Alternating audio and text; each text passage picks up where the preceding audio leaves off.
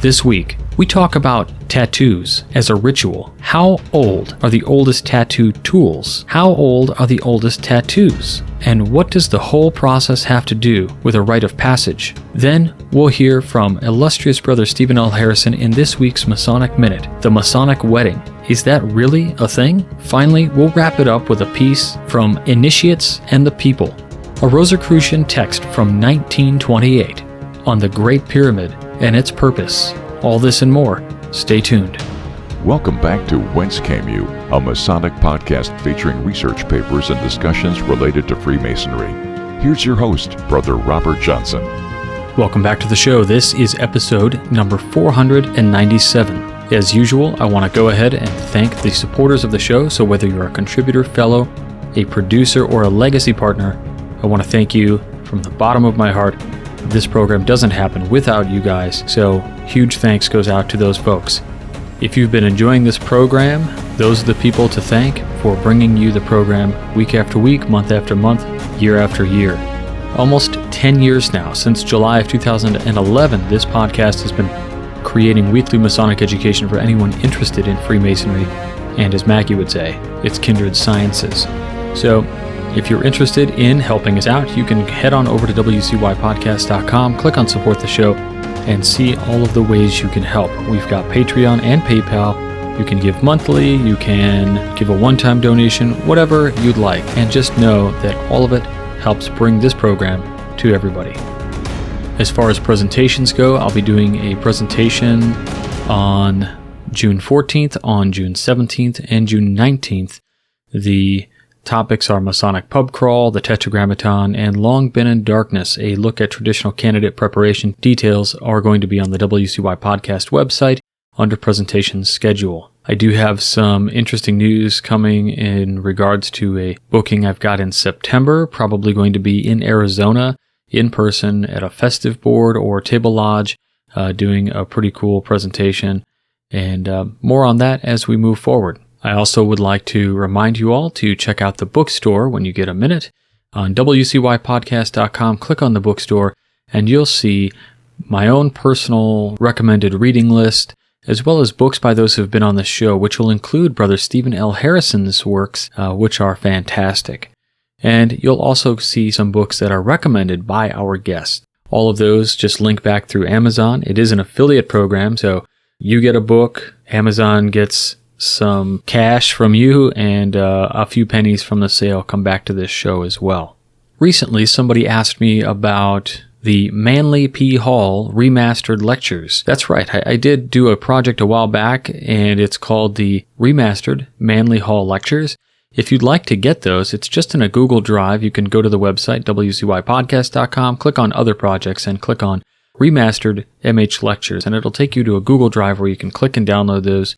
They're totally free, no cost, just a little cool project that we were able to do for everybody out there. Cleaned up and really sounding great. Sticking with the trend of looking at the 7 liberal arts and sciences in the news as we move forward in time, and then looking at how these things connect us back in Freemasonry and ritual, just yesterday they published an article called "The Oldest Known Tattoo Tools Were Found at an Ancient Site in Tennessee." Sharpened turkey leg bones may have been used as tattoo needles at least 3,620 years ago. Let's check it out and see what they have to say.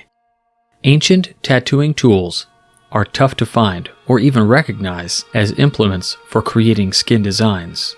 But new microscopic studies of 2 turkey leg bones with sharpened ends indicate that Native Americans used these items to make tattoos between around 5,520 and 3,620 years ago. These pigment-stained bones are the world's oldest known tattooing tools, says archaeologist Aaron Dieter Wolf on the Tennessee Division of Archaeology in Nashville and his colleagues. The find suggests that Native American tattoo traditions in eastern North America extend back more than a millennium earlier than previously thought. The Otzi, the Iceman, who lived around 5,250 years ago in Europe, displays the oldest known tattoos, but researchers haven't found any of the tools used to make the Iceman's tattoos. Excavations in 1985 revealed these turkey bones and other elements of a probable tattoo kit in a man's burial pit at Tennessee's Fernvale site. The researchers report in June Journal of Archaeological Science reports.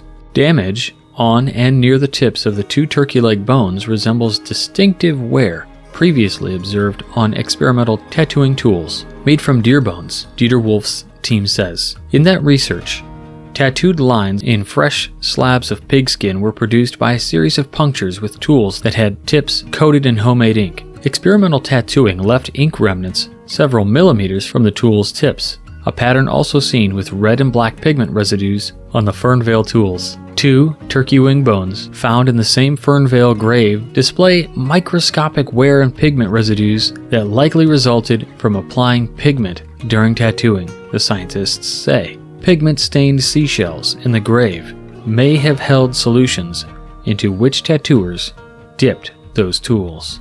I'll link back to this article, but what's interesting is we look at the art of tattooing in these what we would deem today as primitive cultures. And these cultures have tattooing as a way of ritual or a means of progressing spiritually, perhaps. It got me curious, so I went over to the Smithsonian's website, Brother Smithsonian that is, and there is something called the Smithsonian Center for Folk Life and Cultural Heritage. They have an 8-part series that talks about this. However, I just want to read the 4th part called Tattooing as a Ritual. Quote, "Modern tattooing by machine is a rite of passage. Quote, they come in here nervous, fidgeting, we call them stallers. They'll ask me questions. The wigglers, the ones that wiggle their feet while you're doing the tattoo, but after you finish, they're all relaxed and happy." End quote, Coco explains. It does something to them. While not all bearers of tattoos feel their experience is a ritualistic one, Coco sees giving and receiving memorial tattoos as particularly powerful. Coco, the tattoo artist, elaborates. It takes a lot out of you. I don't know if it's working with the blood and puncturing the skin. For me to wind down, it takes me 2 or 3 hours after I finish tattooing, just to wind down, just for me to be okay. I don't know what it is. They say that, oh no, anybody can do a tattoo. But, for example, when I do portraits of people that passed away, and they're realizing that they're putting their mother's face on their body, they start bringing that pain to the surface, and I'm releasing it. It's like releasing what they were holding on to. And 9 times out of 10, by the time I finish the tattoo, they're crying. Why? Because now they get to see their mother's face, or father's face, all the time, walking around with them. It's like they feel their spirit is with them. It's like the last cry. We always become friends. I do one tattoo on someone, and if it meant something to them, we'll be friends for 10 or 20 years. I've got a lot of tattoo customers that have only gotten one tattoo, but they're still my friends 10 years later. So some insights there from a tattoo artist. So we look at the oldest things out there. Some slight insight from a tattoo artist. But there's an article that was published called The Art of the Tattoo from Ancient Rituals to Modern Tech. And I'd like to read that to you now, before we talk a little bit about what this means Masonically. What is the longest surviving form of art? Music styles come and go, caregivers have morphed into the street art, and cinema is merely 140 years old. But there's one ancient art form, which developed independently in many different parts of the world in prehistoric times and turned into a multi-billion-dollar industry by the 21st century, while still upholding its traditions. It's the art of tattooing. The past. Tattooing is a rather unique, one-of-a-kind form of art that, according to some sources, can be traced all the way back to the Neolithic period, which makes inking at least 12,000 years old. It's a universal art form that independently existed in virtually every single ancient civilization around the globe. Evidently, humans everywhere have always shared this desire to create a temporary mark commemorating an important event and, of course, be able to show it off. An ancient Egyptian mummy, which is estimated to be over 5,000 years old and is on display at the British Museum, sports images of a Barbary sheep and a bull on its upper right arm. Those are clearly the markings of an elite Egyptian hunter, as killing or even trapping Barbary sheep, considering their speed and climbing abilities, was by no means an easy feat when your only weapon is a pre-dynastic bow and arrow. Tattooing is a painful ritual, which in itself already makes the person undergoing it a part of a club. For a long while, tattoos of ancient peoples mainly represented coming of age, their membership to a particular group, their spiritual power, or regal status. The images were always inspired by the immediate environment and were engraved under the skin with primitive tools like thorns and pieces of bone. Those tools, as well as the ink, were part of the environment too, making the process even more spiritually important. In Samoan language, the word tatau literally means to strike, which refers to the gentle strokes of a wooden tool used to insert pigment under the skin.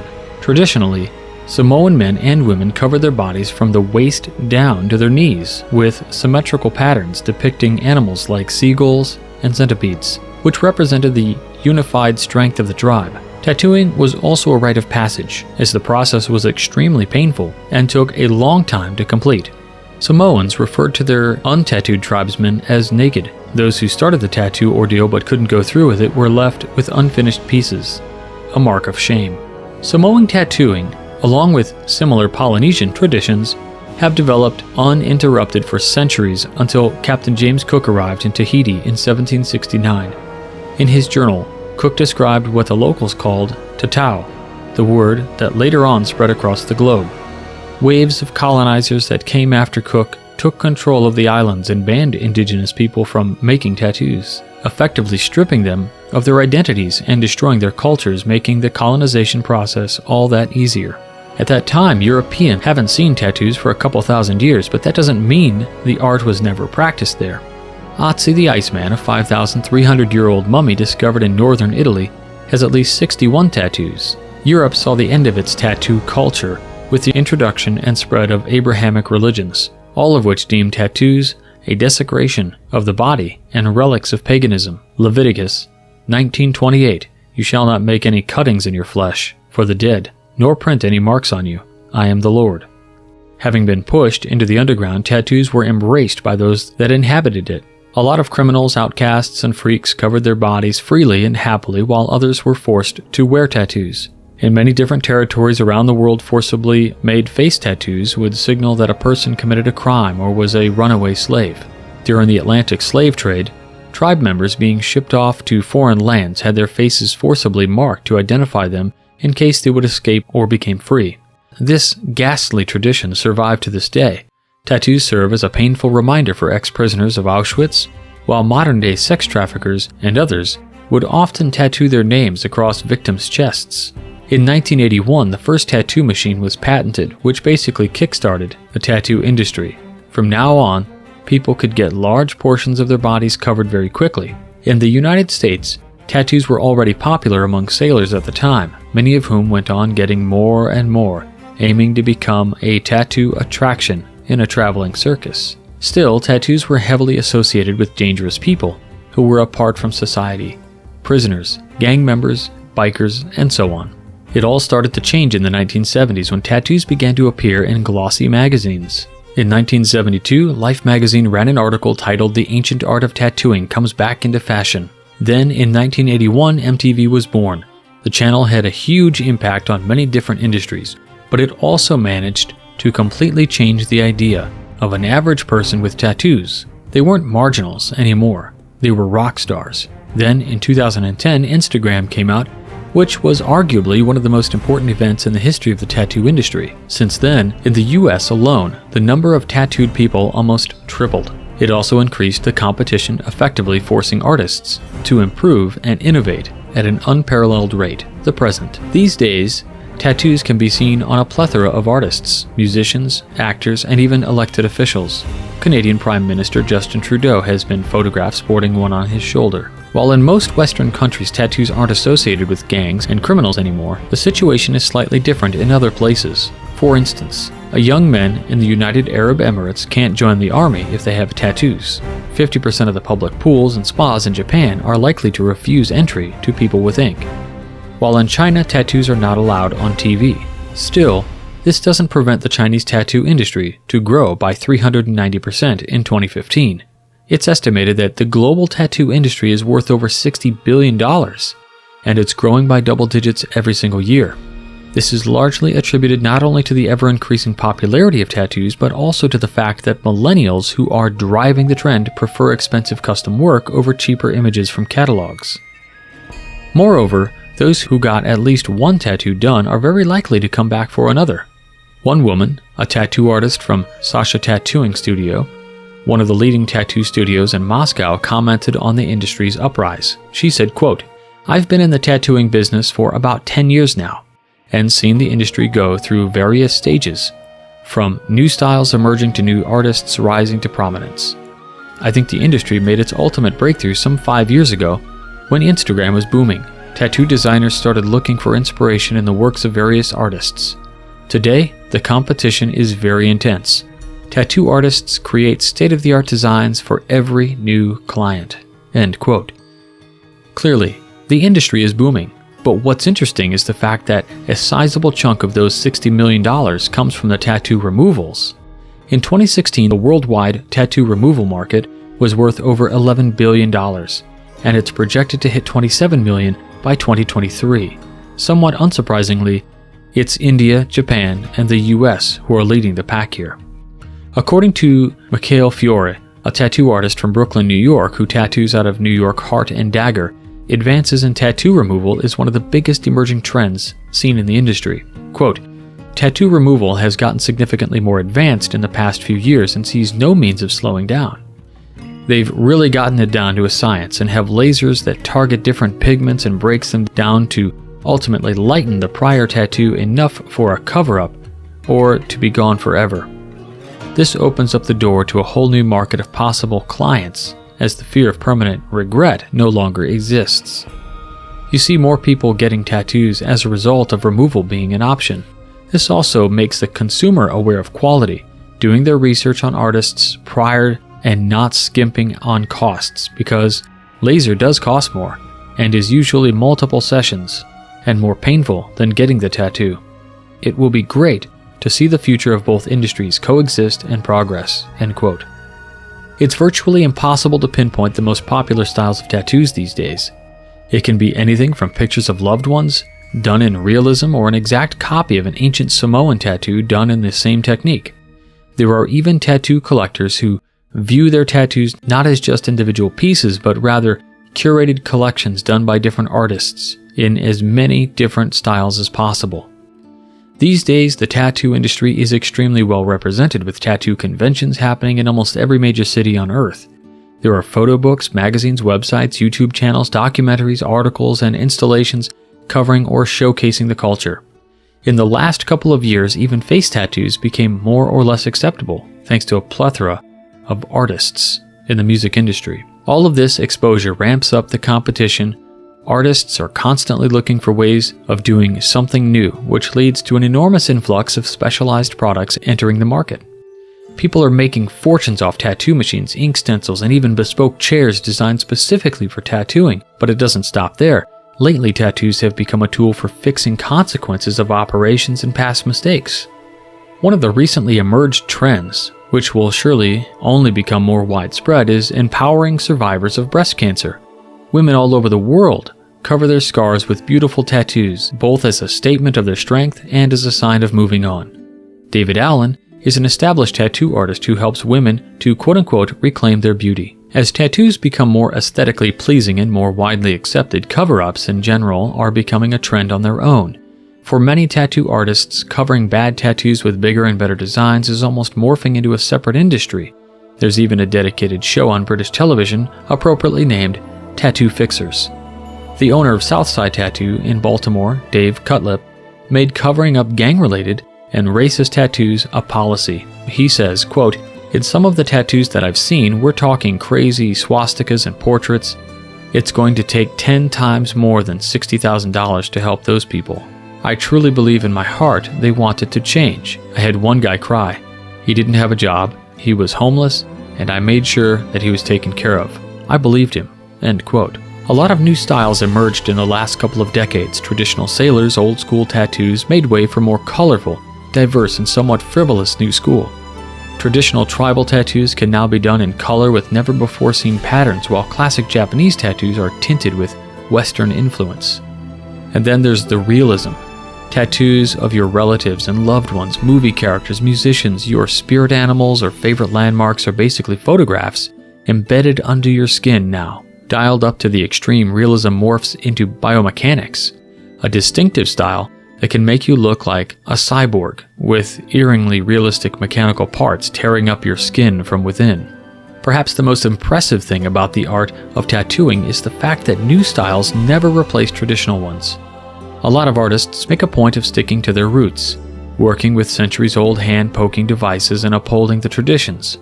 The past, the present, and the future coexist and morph together within the tattoo industry, and that's what makes it so unique. The future. The future of the tattoo industry can be summarized in just one word: more.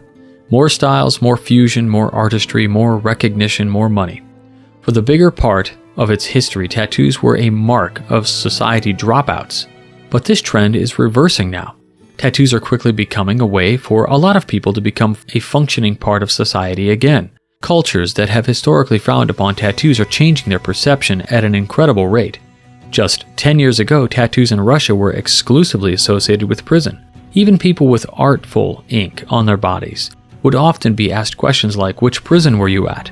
But the situation changed drastically as more and more people started getting high-quality pieces. In 2 years' time, when the Summer Olympics will come to Japan, the same shift is probably going to happen in the minds of the Japanese people. During the 2016 Games in Rio, numerous athletes got tattoos commemorating the event, and teams even got matching designs. Seeing thousands of top-level athletes wear ink on their skin will surely make an impact on the Japanese society. As for the emerging styles, there's a lot to choose from. Watercolor tattoos have made a big impact in the last couple of years, becoming known as one of the most aesthetically pleasing styles. Tattoo artists put a lot of hours making their pieces look more like paintings with vivid colors and almost no black outlines. As ink is getting brighter and tattoo machines are getting better, it will be interesting to see how this style evolves in the near future. The complete opposite of watercolor tattoos is black work. It can range from small shapes like black squares, probably inspired by the famous painting, to entire bodysuits of black ink, where thin and intricate lines of black skin form a pattern. But black work isn't as simple as it looks. It can be further modified with scarification, white ink on top of black, or even a second layer of thick black strokes, a technique called blastover. Abstract tattoo styles like trash polka, quote-unquote, which is a rather difficult one to explain, will only be getting more creative, pushing the boundaries of what the human body can accommodate. Speaking of trash and things that are hard to explain, bad and cheap tattoos are also making a huge comeback. Only this time it's intentional, sort of a counterculture statement. An Instagram account, @snake_pit, has a carefully curated collection. View at your own discretion. Don't say we didn't warn you. Technology is also making its way into the tattoo industry. Glow-in-the-dark tattoos are a thing of the past now. Augmented reality compatible ink, which can come to life on your smartphone screen, is already here, but there's a lot more to come.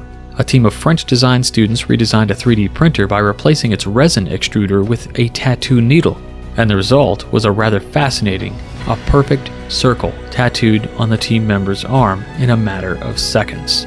Here's where the future gets really exciting.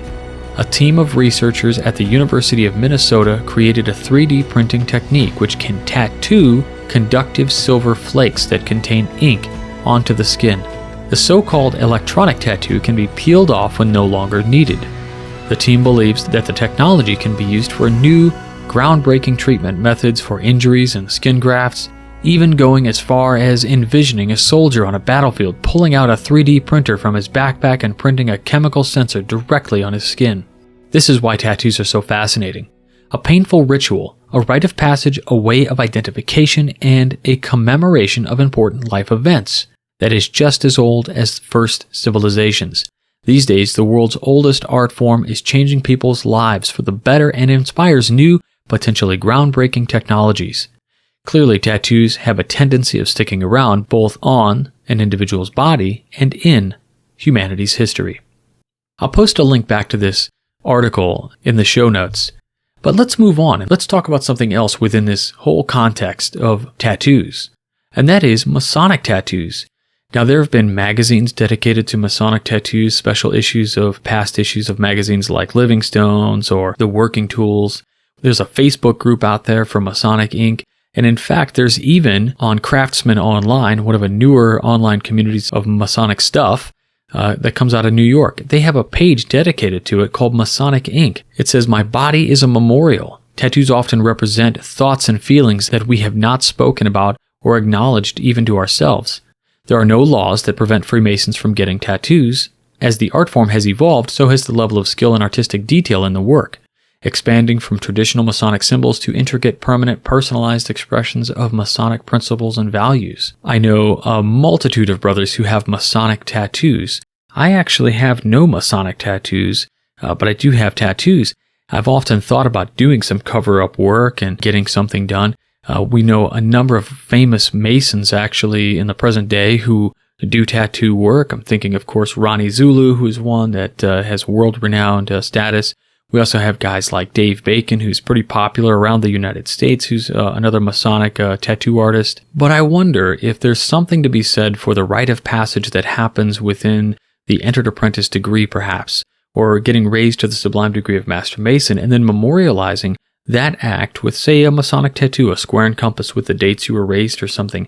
I know tons of brothers who have these kinds of tattoos, and for them, I wonder if this is a kind of peripheral connection, or maybe it's more like a Venn diagram, you know? One side has Freemasons, the other side has tattoos, and in the middle they kind of meet, right? Two clubs become one. What do you want to call it? Masonic Ink Rebus. But it's so interesting to me to think about the history and the ritual of tattoos and how far the art has come and how far the art has evolved in society today. So for our Craftsman Plus out there, I just want to ask, how do you feel about Masonic tattoos?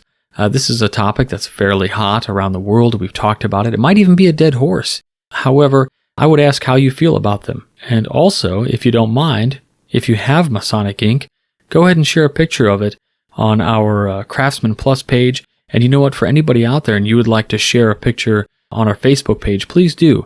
I would be interested in checking those out.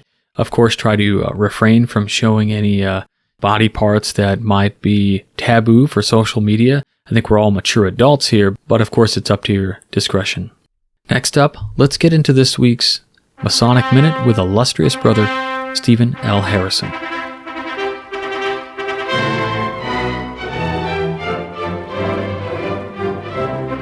An interesting item crossed my desk a few years ago when I was editor of the Missouri Freemason magazine. It was an article a brother had submitted for inclusion in the magazine, giving the account of a man in the St. Louis area who had a few weeks before been raised to the sublime degree of Master Mason. Then, just a few days afterward, that brother and his fiancée were married in the same lodge room where he received his degrees. An ordained pastor who was a member of another lodge in the area conducted the ceremony, which was attended by members of the families of both the bride and groom, their friends, and many of the brethren from the lodge.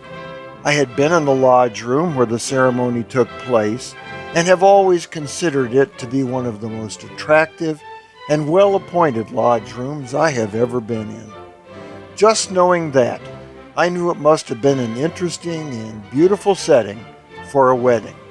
Going through the article raised my curiosity. I wondered how rare a wedding in a Masonic lodge might be, so I consulted that great oracle of all truth and knowledge, the Internet.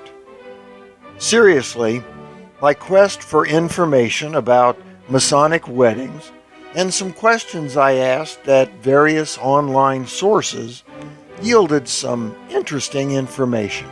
It turns out weddings in lodges are not very common, but they do take place now and then. And the old Masonic temple in Detroit bills itself as a high-end wedding venue, whether or not the couple has ties to the fraternity. Weddings in lodges seem to have been more common in the past and also more common in Europe. French brothers who responded to my inquiries said they frequently have a conjugal recognition ceremony, which is not actually a wedding. I also learned some jurisdictions require dispensation before allowing such ceremonies.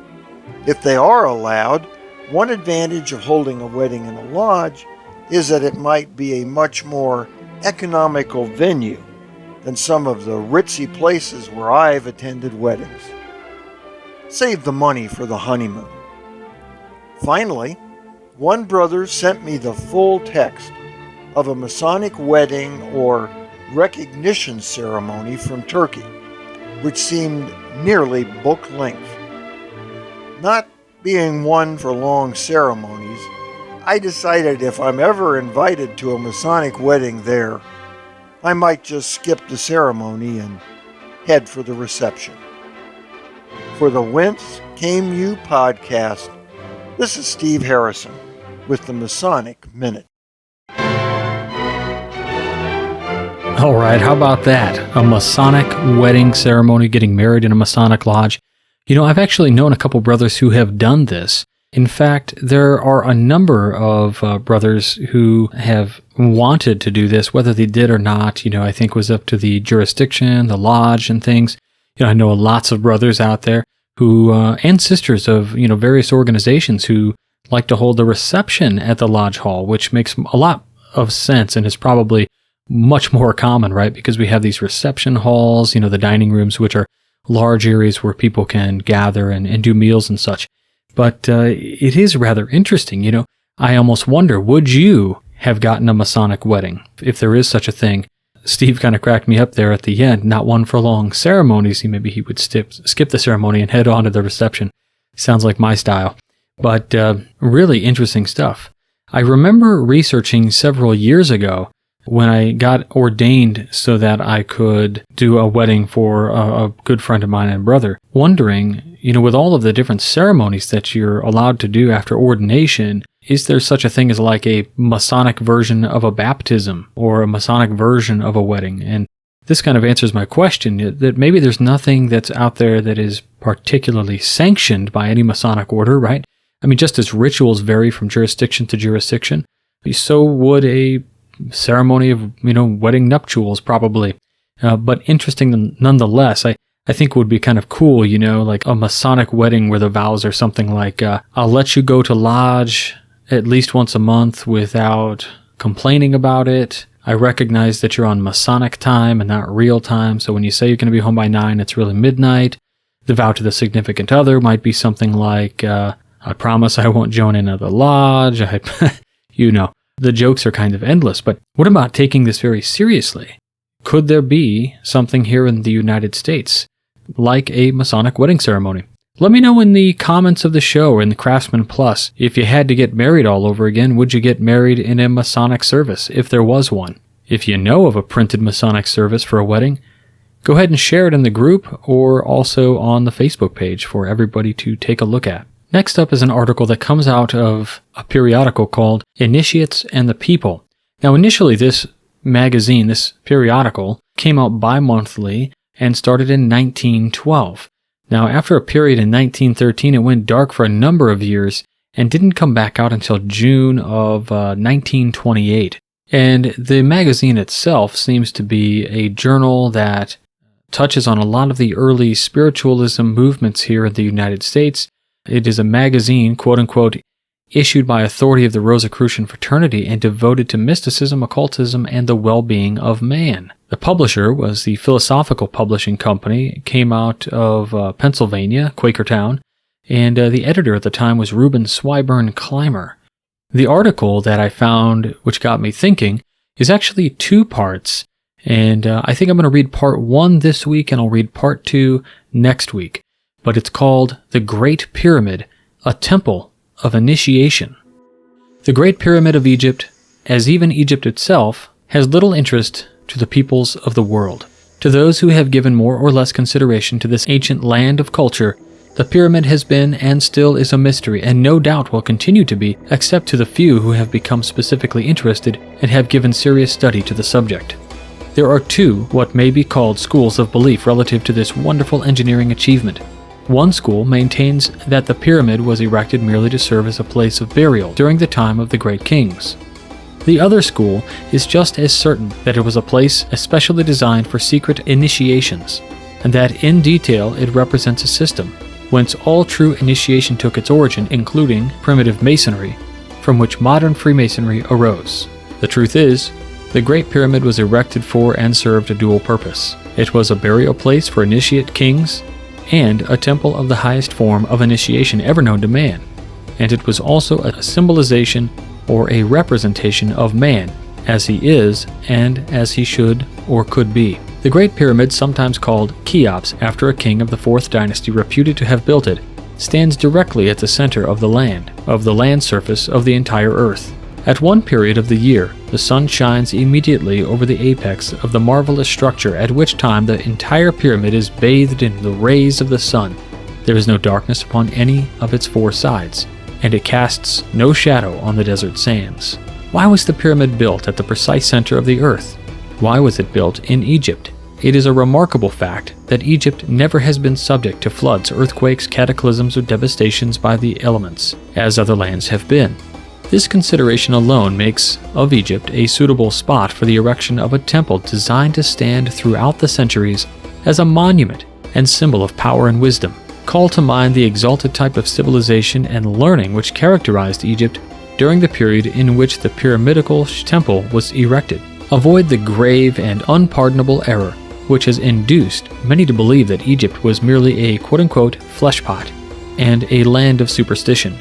No one versed in the facts of history and unbiased by creedal inculcations, not even thinkers of the most extreme materialistic tendency, questions Egypt's right to the ascription often accorded it, quote-unquote, Egypt, the divine, the land blessed of the gods.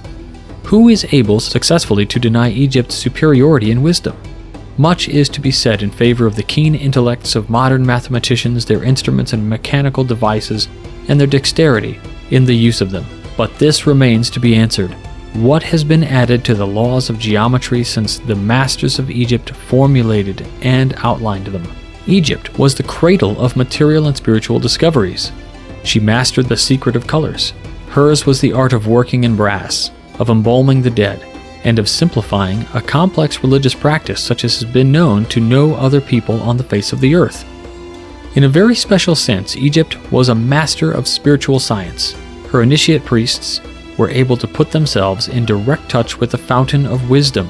They held communion with the angelic hosts. True adepts were those priests in the art and science of hierarchic invocations. They were masters of the mind, healers of the afflicted, and teachers of wisdom and spiritual truth.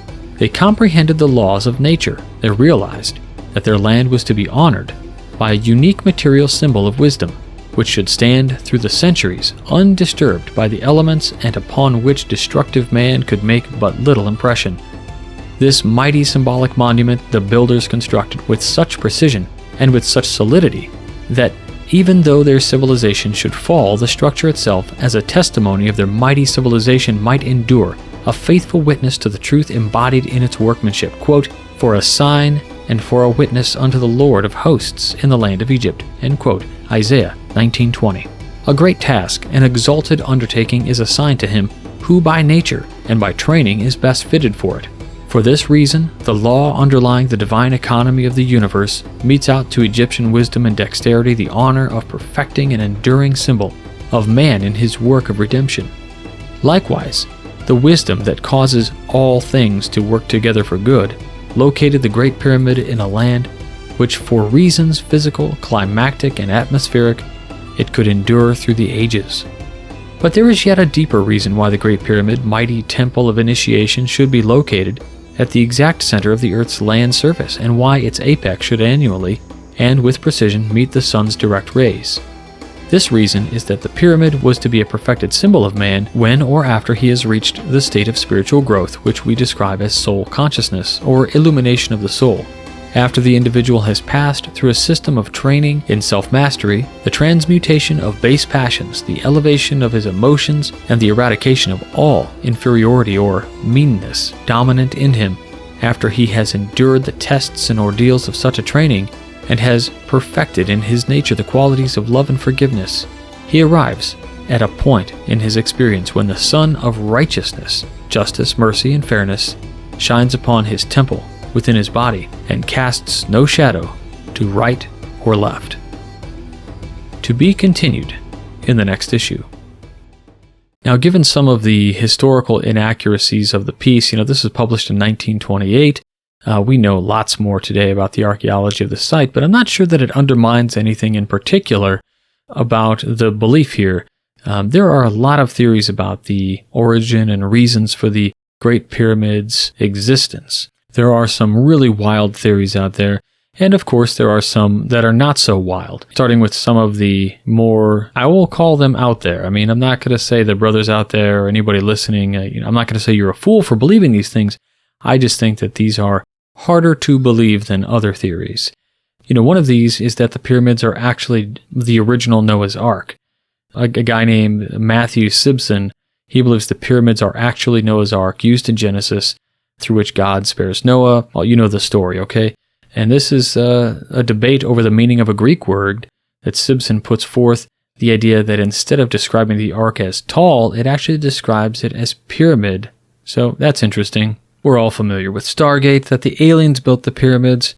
This kind of feels terrible, right? Like maybe humans aren't smart enough to have constructed them, but we do have some evidence in the form of like diary entries that talk about how they were built. So I think that one's probably out.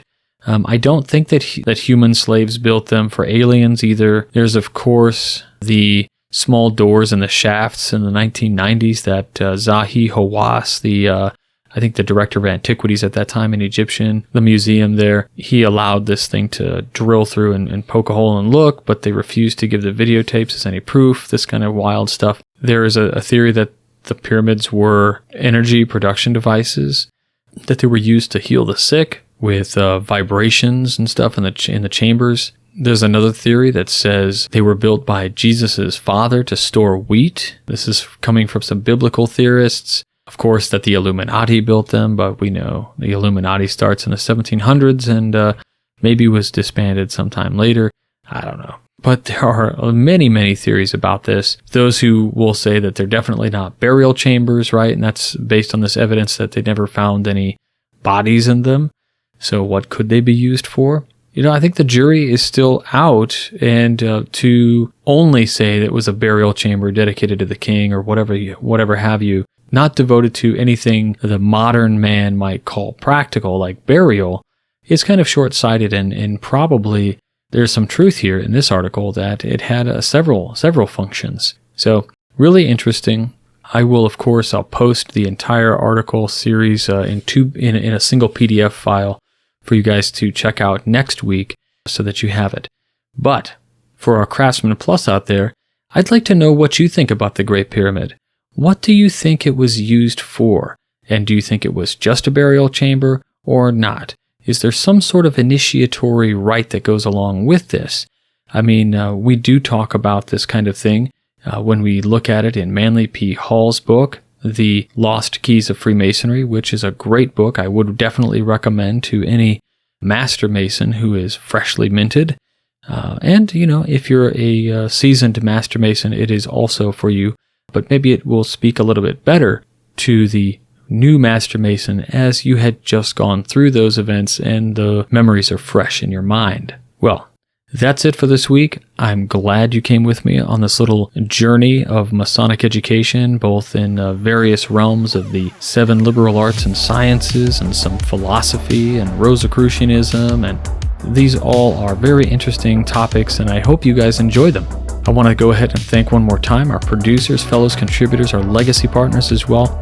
If you want to learn more about how you can help this program, head on over to wcypodcast.com, click on Support the Show, and see how you can help. Additionally, please check out Brother Stephen L. Harrison's books and his works via the bookstore. You can just search on Amazon Stephen L. Harrison. You'll see a number of his works there. A lot of them have moved to Kindle only right now because his books are published really through the Missouri Lodge of Research in a few cases.